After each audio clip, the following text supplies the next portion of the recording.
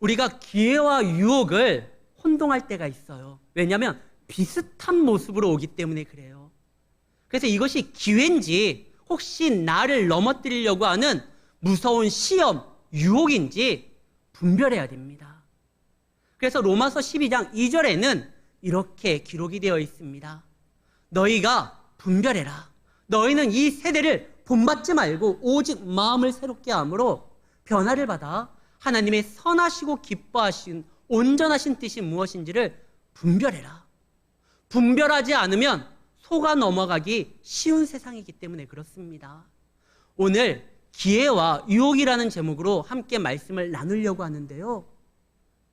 오늘 본문에 보면 기회를 놓치고 그 다음에 유혹과 시험을 기회인 줄 알고 오히려 덥석 물었다가 큰 낭패를 보는 사람들의 모습이 등장을 합니다. 먼저 단지파가 있습니다. 하나님께서 저들에게 약속한 허락한 유업과 땅이 있는데 그들이 그것을 포기하고 너무나 강한 적이 있었으니까요. 그걸 포기하고 자신들의 눈에 보기에 좋은 편안한 땅, 점령하기 쉬운 땅을 찾아서 길을 났습니다. 그리고 발견해요. 에브라임 산지보다 더 위쪽에 하나님께서 이스라엘에게 허락하지 아니한 땅, 시돈이라는 곳에 영향력이 미쳐 있는 라이스라는 곳을 발견합니다. 여기 괜찮은데? 살기도 좋고. 그리고 그곳에 사는 사람들은 평안해 보여서 전투 민족도 아니고 무기를 가지고 있는 것도 아니고 야 저거 많은 사람도 필요 없이 한 600명만 가서 칼을 빼들면 얼마든지 점령할 수 있는 그런 땅이라고 판단을 합니다. 그리고 그들이 돌아와서 이야기를 하죠.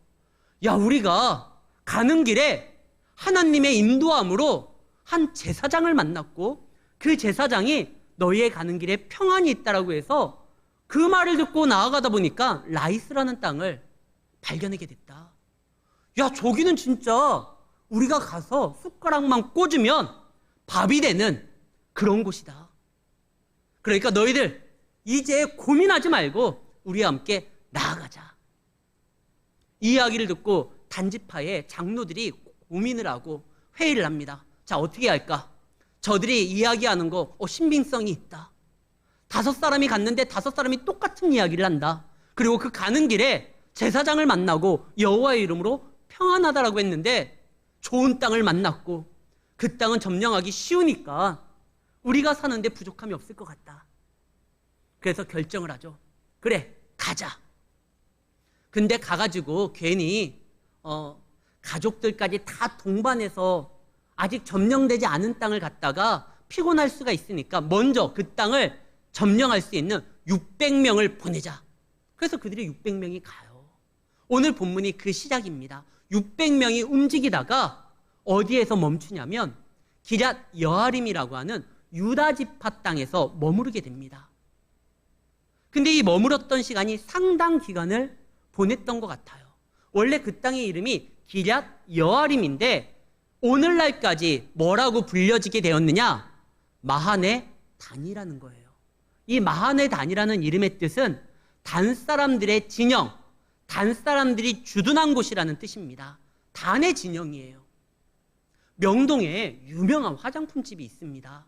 중국 사람들이 한국에 오면 그냥 거기를 지나칠 수가 없어요. 단체로 가서 싹쓸이합니다. 그렇다고 해서 그 명동의 화장품 가게를 차이나타운이라고 하진 않아요.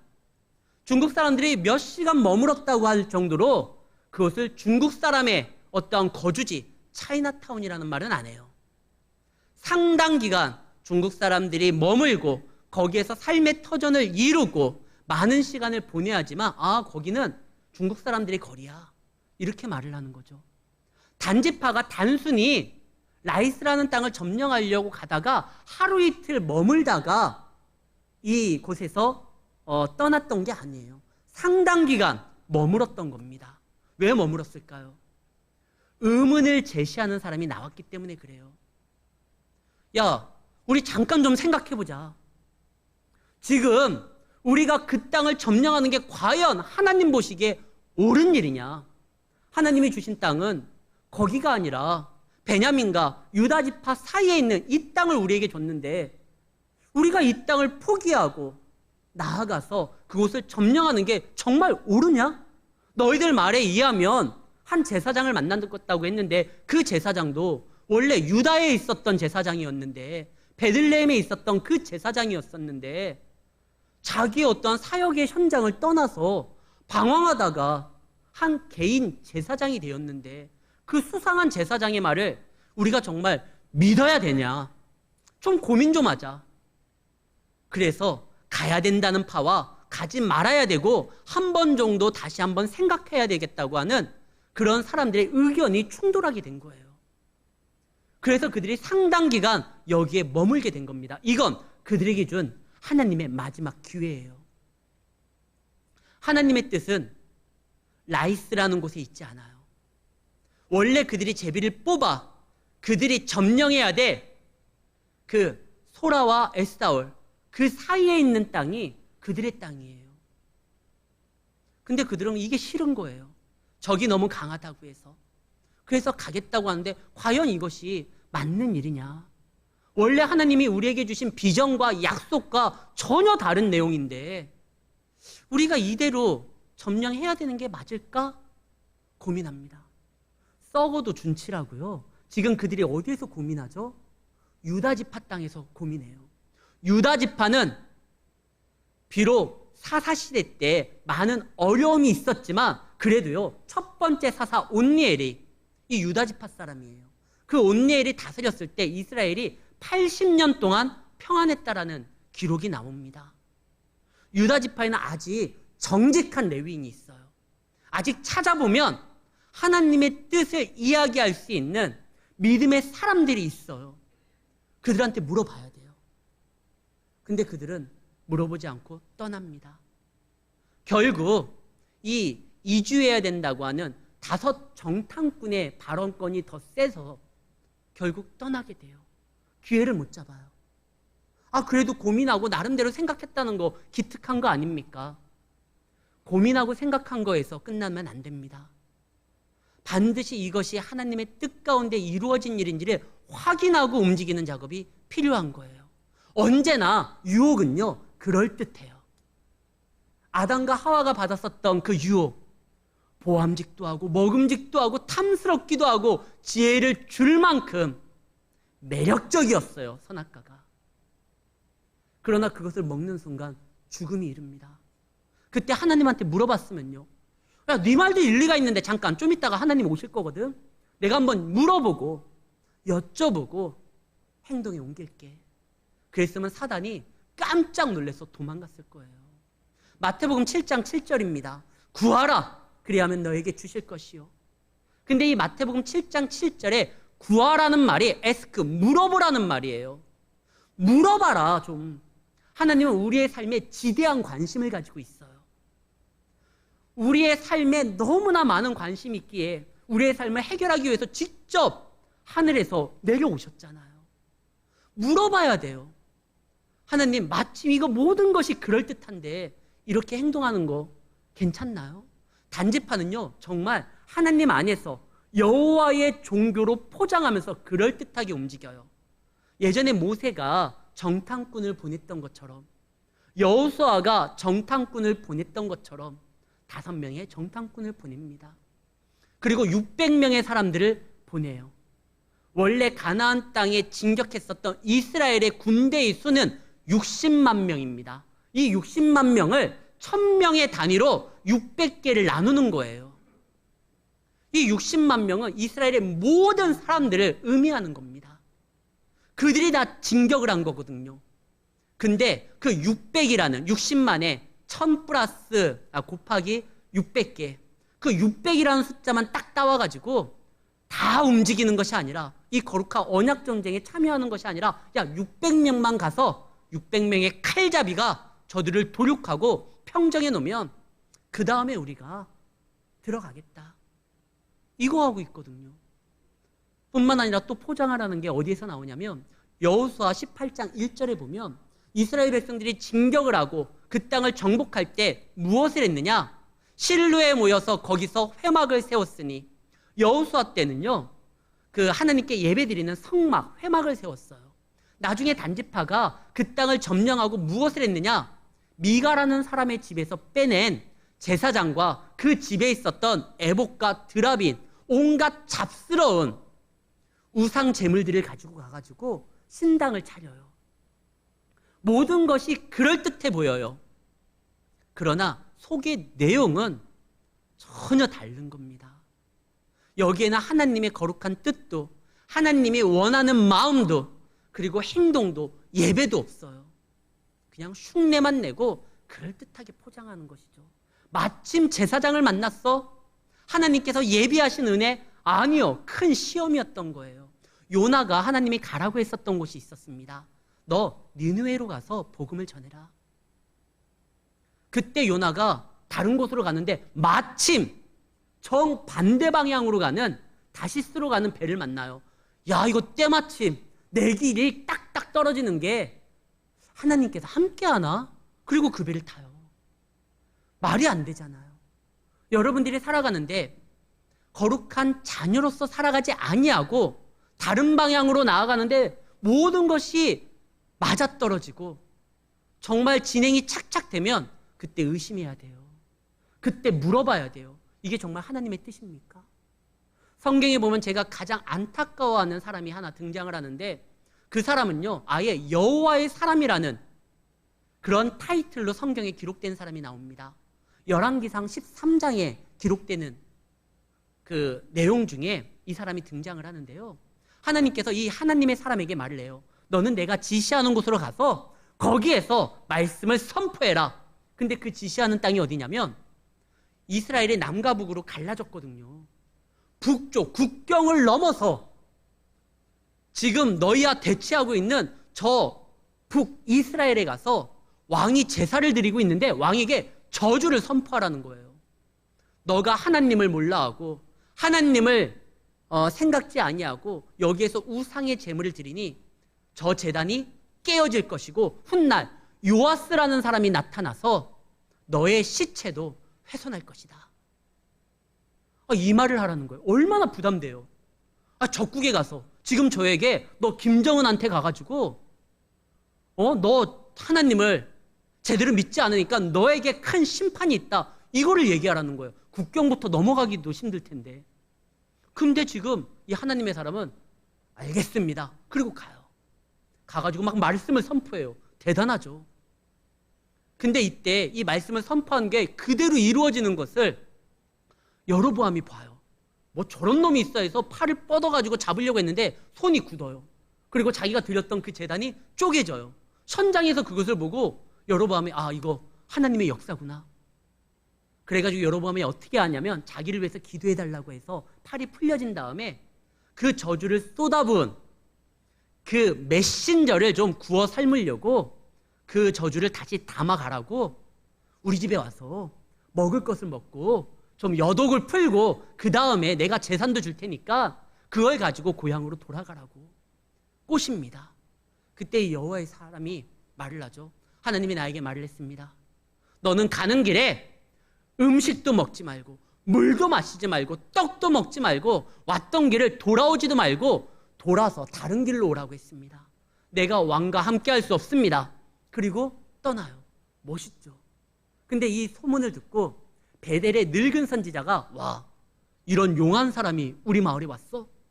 내가 그 사람을 통해서 나의 어떠한 위치와 지위를 더 공고하게 하겠다. 이 베델의 이 늙은 선지자라고 기록되어 있거든요. 나름 자기도 이런 일을 하나님의 말씀을 증거한다고 하는데 그 사람은 확실한 사람이니까 내가 그를 초대해서 우리 집에 같이 모시면 내 위치가 좀 더 많은 사람들에게 와, 대단하구나 이 얘기를 듣겠지. 그래서 모시러 가요. 그때 하나님의 선지자가 똑같이 말을 합니다. 나는 하나님의 명령을 받았습니다. 오가는 길에 떡이나 물을 먹으면 안 된다고 했습니다. 그때 이 베델의 늙은 선지자가 이야기를 하죠. 너만 하나님의 선지자냐? 나도 하나님의 선지자다. 내가 환상을 봤다. 하나님이 너를 데리고 와서 우리 집에서 먹을 것을 주라고 했다. 그러니까 이 하나님의 사람이요. 그래? 하고 가요. 가서 그 떡과 물을 마십니다. 그러다가 하나님한테 엄청 혼나요. 이거 보면 아니 하나님, 속인 녀석이 나쁜 놈이지 속은 자가 뭐가 나빠요? 지금 이 하나님의 사람은요, 이 늙은 베델의 선지자가 속였거든요. 나도 하나님의 말씀을 들었는데 너 데려다가 대접하라고 했다. 그 말 듣고 나아갔는데 왜 이 사람이 혼나야 됩니까? 하나님도 이 사람을 혼내고 싶지 않아요. 그러나 당신이 선포한 그 말씀이 그대로 이루어졌다는 걸 보여주기 위해서 하나님도 읍참마속의 심정으로 그 사람을 친 거예요. 만약에 이 사람이 살아서 돌아갔다고 하면 하나님의 그 예언의 말씀이 에이 뭐 그대로 이루어지지 않을 수도 있겠네, 사람들이 생각할까 봐. 근데 이 사람은 억울하잖아요. 억울한 거 없어요, 사실. 자기가 받은 하나님의 말씀과 저 사람이 나에게 주는 하나님의 말씀이 뭔가 충돌되고 다르잖아요. 그러면 자기가 물어봤어야죠. 왜 자기의 문제를 이 수상한 알지도 못하는 베델의 선지자의 얘기만 듣고 자기가 이미 받은 말씀을 왜 뒤로 하고 따라갑니까? 지금 이 단지파는요, 분명히 하나님 앞에 약속을 받았거든요. 근데 지금 다른 땅을 찾아서 헤매려고 해요. 그러면 이 이야기를 하나님 앞에 내어놓고 질문해야 되잖아요. 확인해 봐야 되잖아요. 그럴듯할 때 조심해야 됩니다. 유혹은 항상 그렇게 오거든요. 다윗이 성전을 짓고 싶어 합니다. 나단 선지자에게 말을 하죠. 내가 하나님의 성전을 짓고 싶습니다. 나단 선지자가 생각하니까 다윗은 하나님의 마음에 합했고 또 성전 짓는다는 거는 귀한 일이니까 뭐 그럴듯하잖아요. 하나님이 당신과 함께 하기를 바랍니다. 그리고 나단 선지자가 자기 집으로 가다가 하나님한테 혼나요. 야, 내가 언제 다윗을 통해서 성전을 짓는다고 했냐? 다윗의 아들 여디디야라고 이름을 짓는 그 솔로몬의 별명이 하나님의 기쁨이고 그 다음에 살롬 왕이에요. 평강의 왕이에요. 내 성전은 평강을 줘야 되기 때문에 전쟁을 많이 치른 다윗이 아니라 솔로몬, 그 이름 때문에 그를 통해서 지을 것이다. 아무리 그럴듯하고 괜찮아 보인다고 해도요, 성도는 항상 물어봐야 됩니다. 자기들의 인생에 가장 중요한 일을 지금 하고 있는 거예요. 단지파는 삶의 영역을 새롭게 해야 되는 일에서 하나님 앞에 물어보질 않아요. 그리고 그냥 자기들끼리 결정을 해요. 고민하는 사람들이 있었지만 이내 그 말을 묵살하고 가자! 어디로? 라이스로. 그래서 움직입니다. 그 기회를 놓친 거예요. 마지막 유다 땅에서 기럇 여아림이라고 하는 신앙적 장소에서 그들은 고민만 하고 서로 논쟁만 하다가 결국 하나님 앞에 물어보지 않고 떠납니다. 우리 인생의 중요한 문제는 주님 앞에 물어봐야 되는 거예요. 그런데 이들이 가다가 근데 아까 우리가 진행했었을 때 이견을 낸 사람처럼 우리 단지파가 다 움직일 때 또 거기에 대해서 야 이거 가는 게 맞냐? 또 말하는 사람들, 그들 때문에 또 지연될 수 있으니까 이것이 하나님의 뜻이라는 걸 보여주기 위해서 야 제사장 데리고 가자. 우리에게 평안을 이야기했던 그 미가라는 사람의 집에 있는 제사장을 데리고 가자. 그래가지고 그 제사장을 데려가려고 해요. 먼저 그 집안에 있는 많은 것들을 빼어냅니다. 처음에 이들이 갔을 때 제사장에게 문안을 해요. 인사를 해요. 반갑게. 제사장도 반갑게 인사를 했는데 갑자기 얘네들이 그 신당에 가가지고 막 물건을 빼내는 거예요. 그래서 제사장이 당황스럽죠. 야 너희들 뭐 하는 거야? 야 조용해. 우리가 너에게 한마디만 할게. 너 미가의 제사장이 될래? 아니면은 단지파, 한 지파의 제사장이 될래? 그러면 이 제사장이 뭐라고 해야 돼요? 일단 자기를 고용했던 미가에게 물어보던가, 이거는 뭔가 좀 또 내 사역지를 옮기는 일인데 하나님 앞에 물어보던가. 근데 이미 이 미가의 제사장은요, 하나님을 믿지를 않아요. 그에게 주는 돈이에요. 그에게 가장 큰 관심사는 자기의 삶이 보다 풍족해지는 거예요. 그러니까 하나님 앞에 그도 물어보지 않고 에이 지금 진작 말하지. 자기가 알아서 더 챙겨요. 그리고 앞장섭니다. 자 가자. 내가 너희를 위해서 계속 평안만 빌어줄게. 그러면서 떠나요. 이 미가의 제사장은 지금 단지파가 말하는 것이 기회라고 알고 있어요. 이건 유혹인데. 많은 사람들이 더 나은 것을 준다고 하면 그것을 덥석 물려고 해요. 목회자들도 좀 더 크고 좀 더 영향력이 있는 교회가 나오면 하나님이 나를 인도하는구나. 거길 가요. 목회자에게, 사역자에게, 그리고 성도들에게 복된 자리가 어딥니까? 좋은 자리가 어딥니까? 어디가 좋은 자리고 어디가 좋은 사역지이고 어디가 우리가 축복을 받아야 돼 삶의 영역입니까? 하나님이 세운 그곳이에요. 우리가 바라보고 나아가는 곳이 아니에요. 우리가 잘 아는 사도 바울은요, 원래 복음을 증거하기 위해서 어디를 가기를 원했느냐? 아시아를 가기를 원했어요. 사도 바울은 아시아 가고 싶었어요. 거기 가서 내가 복음을 전할 거다. 나름대로 아시아, 그 언어도 준비했었던 것 같아요. 내가 그곳에 가서 복음을 증거할 때 힘있게 전해야지. 아시아에 대한 문명도 새로 이렇게 알아보고 아시아 가고 싶었는데 하필이면 그날 밤에 사도행전 16장 9절입니다. 환상 중에 마게도냐 사람이 와가지고 야, 우리한테 와라. 마게도냐로 와라. 아시아 말고. 아시아를 가기 위해서 계속 준비했었던 바울이에요. 거길 가고 싶었는데 갑자기 환상 중에. 근데 10절에 보면 바울이 이 환상을 하나님께서 자기를 인도하는 뜻이라고 인정하게 됩니다. 하나님의 마음은 지금 아시아가 아니라 마게도냐구나. 아시아를 갈 사람은 따로 있었어요. 우리가 잘 알고 있는 막 도마 있잖아요. 그 도마가 아시아에서 순교하게 되죠. 하나님께서 바울을 통해서 지금 복음을 증거하고 싶은 것은 마게도냐였어요. 글로 가라. 그때 마게도냐 상황이 좋지가 않아요. 예수를 증거하는 데 있어서 수많은 위협이 있습니다. 그러나 하나님의 마음이 거기 있다고 하면 바울이 서야 되는 가장 좋은 사역지는 아시아가 아니라 마게도냐예요. 비록 위험이 있고 죽음이 기다린다 할지라도 하나님의 은혜와 하나님의 도움이 있는 곳이 그곳입니다. 그래서요, 이 사도 바울은 사도행전 18장 5절에 말씀을 증거하는 데 주저하지를 않아요. 하나님의 말씀에 붙잡혔어요. 그리고 유대인들에게 예수는 그리스도라 밝히 증언을 합니다. 유대인들에게 이 말을 하는 건 생명을 던지는 거예요. 그들은 예수님을 구주로 믿지 아니하고 그냥 선지자 정도로 이렇게 하나님의 말씀을 전가하는 랍비 정도로 생각했지 메시아로 보지 않았거든요. 근데 그가 그리스도라 증거를 합니다. 생명의 위협을 받죠. 그러나 하나님이 그에게 다시 한번 확신을 주는 약속을 줍니다. 18장 9절입니다.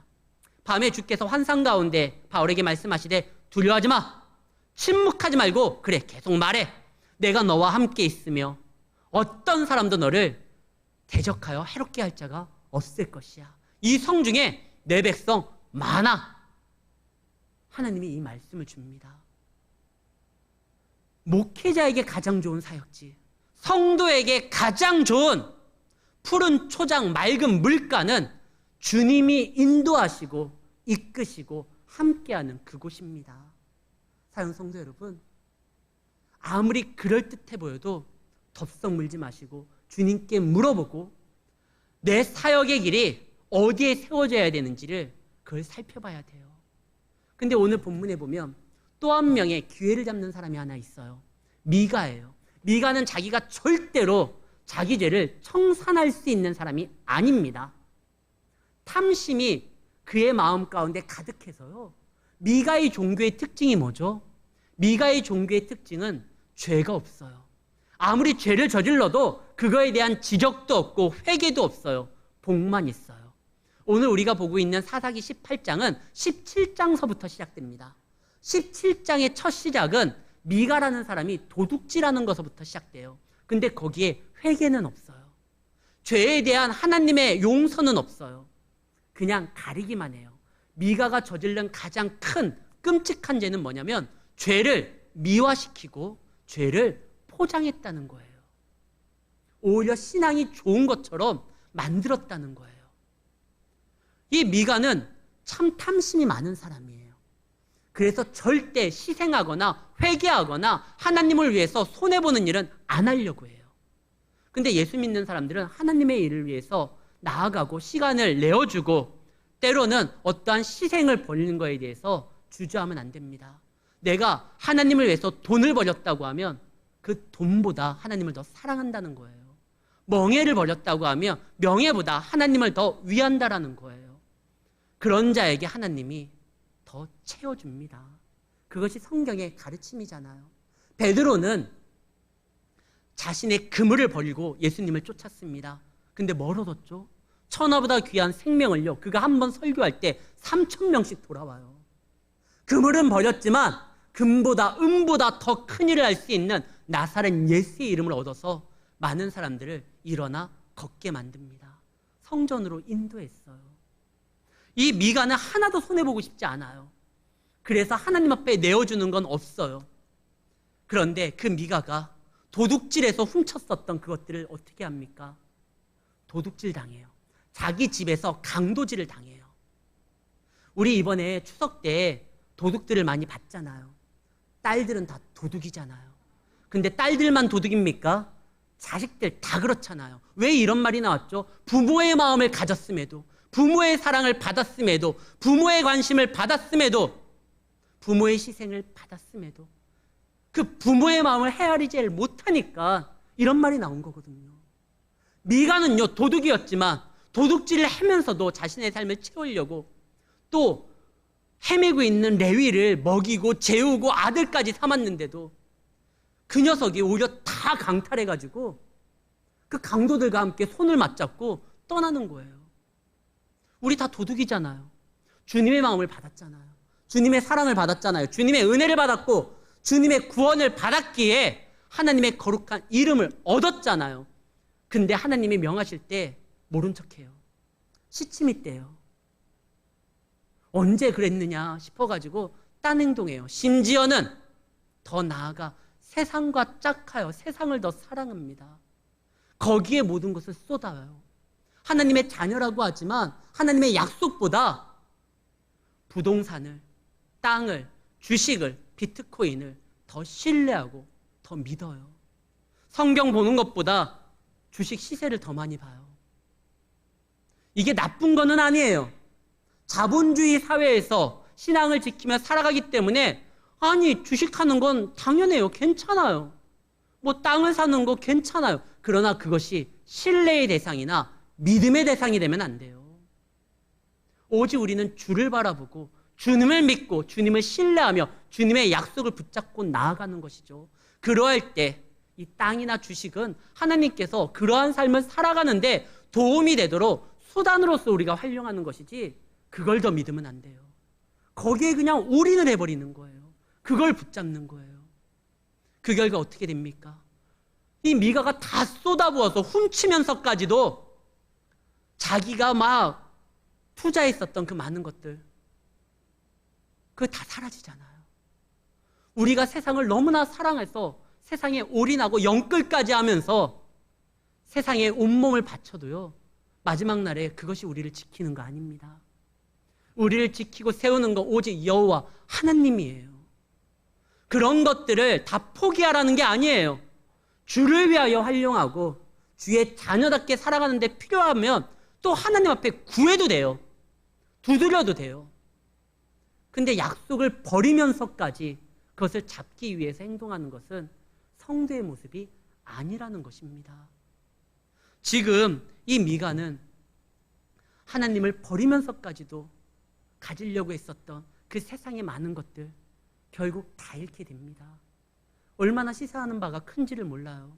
우리도 다 하나님의 사랑을 받았습니다. 우린 도적이 되면 안 돼요. 그분의 자녀가 돼야죠. 그분의 양이 돼야죠. 그분의 일꾼이 돼야죠.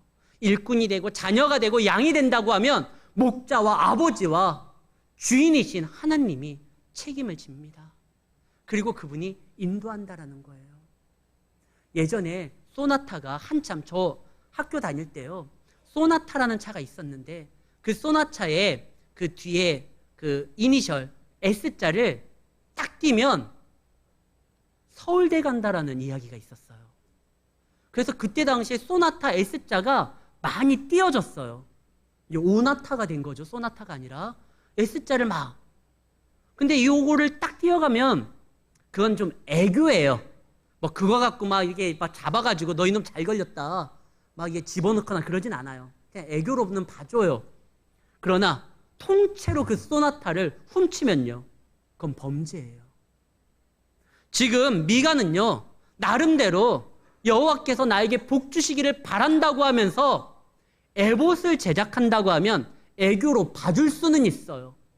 그러나 미가의 잘못이 뭐죠? 아예 통째로 믿는 대상을 바꿔버렸어요. 그게 문제인 거예요. 우리가 하나님 앞에 애교로서 좀 행동하는 부분은 뭐 그럴 수 있다 쳐요.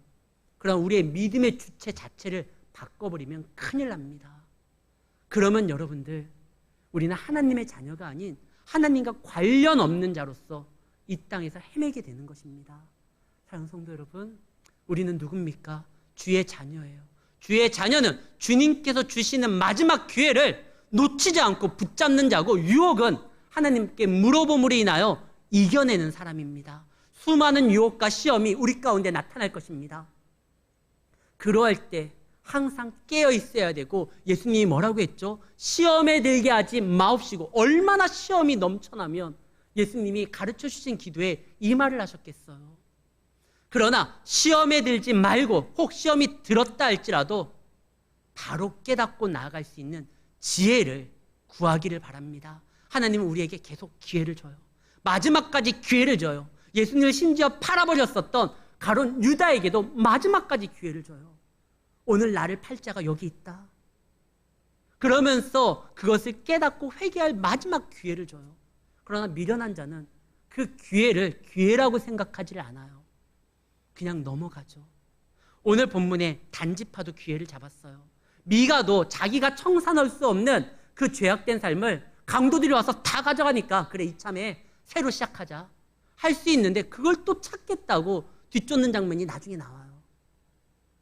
그리고 기회가 아닌 유혹인데 그걸 덥석 물었었던 이 레위인, 결국 그들의 이 합작품이 뭐가 됩니까? 이스라엘의 처음 이단이 여기에서 나와요. 이스라엘 최초의 이단이 이때 나오게 됩니다. 사랑하는 성도 여러분, 그 이단의 삶의 끝은 결국 사라짐이었어요. 그러나 힘들고 어려워도 적은 기회라도 마지막까지 잡는 자들에겐 하나님과 함께하는 은혜가 있습니다. 마지막 잡았던 자, 십자가에 달렸었던 그 강도, 마지막 순간에 잡았을 때 오늘 네가 나와 낙원에 있을 것이다.